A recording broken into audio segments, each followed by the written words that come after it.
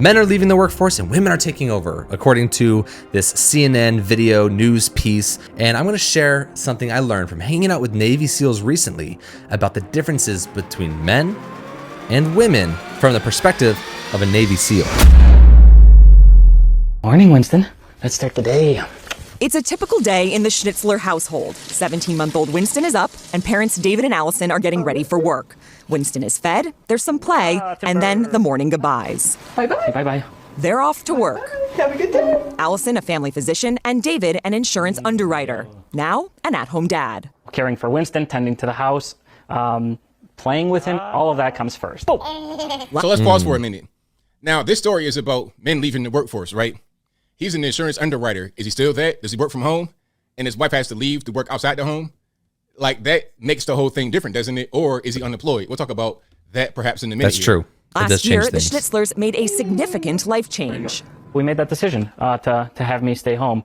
David quit his job to take care of Winston full-time so Allison could continue her career. We're happy with the roles that we're in. It's phenomenal. And in recent months, more men ages 30 to 44 have been dropping out of the workforce, according to data from the Bureau of Labor Statistics. The labor force participation rate for men in that age group is lower than it was pre-pandemic. Workforce participation rate for men between the ages of 30 and 44 before the panorama, like February 2020, was, I think, 90.4. Let's check it out right here. Here's the numbers. 90.2. You see it? 90.2. And now, well, last month, the number was 89.8. Okay, so we're talking about 0.4% drop. This man just pulled up with the fact check. CNN is trying to make the story where men are leaving in droves and women are coming and taking their places, when in reality, it's just a 0.4% difference. I don't think it's a secret that many of us rethought our whole work-life balance. What were we doing? Who's raising the kids? How do we want our family to work? That's a question that a lot of families have been asking themselves. And more women in recent months, ages 30 to 44, are participating in the labor force, and at a higher rate than pre-pandemic, according to Labor Department data. And they're moving into more male-dominated industries. We're going to talk about male-dominated industries in a second here, from a really interesting insight I got from the Navy SEALs. No, so you see me right here. They're in the construction industry.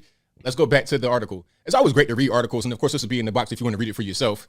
But let's go down to, you see this picture right here, the lady in the hard hat.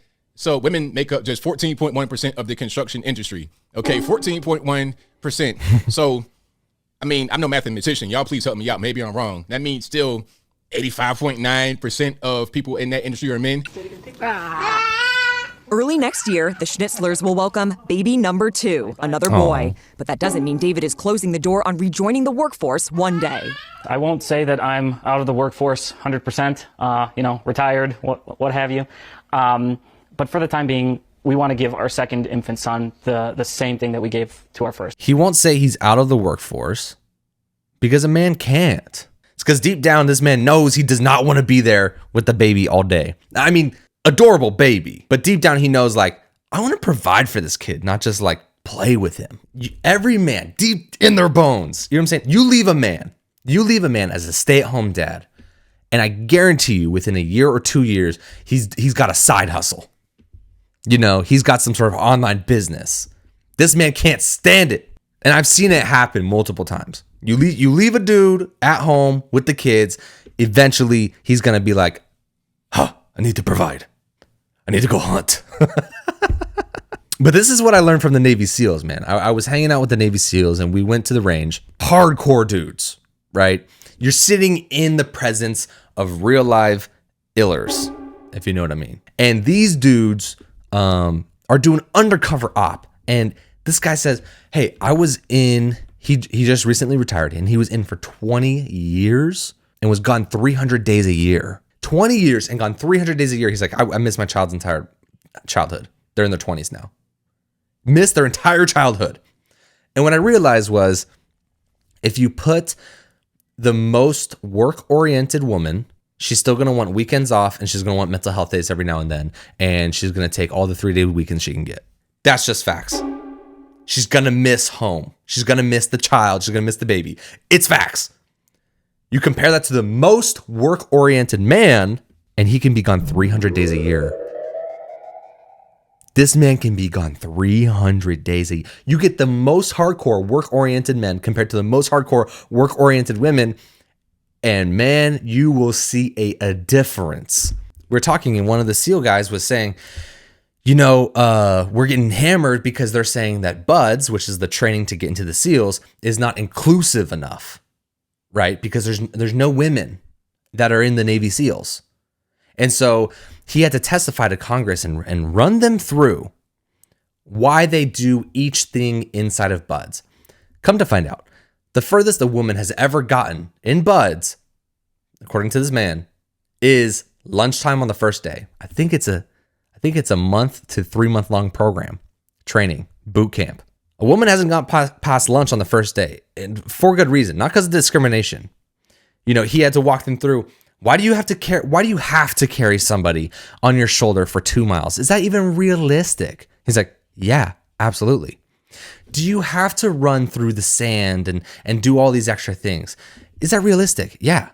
Do you have to complete the 10-mile run with a 40-pound vest? Is that realistic? Yeah, we carry 100 normally. That's actually generous. And he had to run them through every single thing and why they do it. Why do they do this in BUDS so that when they get out into the field, it's actually accurate? Is it because of exclusivity from women? Or is it because we need the strongest men going out there doing the hardest job? And he said that they had to tell Congress, well, all of the SEAL guys will tell you the things that they have experienced out and actually in the field, the things physically and mentally they had to do were way harder than BUDS. And a woman hasn't gotten past lunchtime at BUDS. And then he went on to tell him, your son or daughter is captured by a militant group. Do you want to send a group of women that barely passed BUDS because of some exceptions we made to be more inclusive to women? Or do you want to send the SEALs that strongly passed and are operating at the highest level? For your kid, you answer that. And they're like, well, I probably want to send the guys that strongly passed. And that's the point. That's the point, is that our society is going to try to move closer and closer to this. You're not being inclusive enough of the women. It's like sometimes things are just things. Sometimes it's just this way. Sometimes a man's build is going to outperform a woman's build on every measurable metric. There are certain jobs that don't need women. They're just not. There's certain jobs that aren't suffering because there's not a female brain in the equation. It is the definition of like natural law.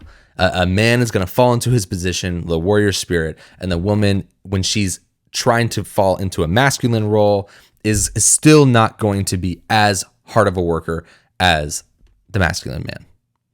I'm not against women working. I think it's really good. I think it's great. But to pretend and try to paint the narrative to be like, women are coming around, they're taking over construction sites, they're taking your jobs. Oh, men, get ready to stay home with your toddler. It's cap. It's cap. And eventually we'll realize it. We'll come around and the women will be like, I do prefer to stay home a little bit. Can I work part-time? So if you enjoyed this video, give it a like, comment down below. I want to know what you think, and possibly subscribe. Peace.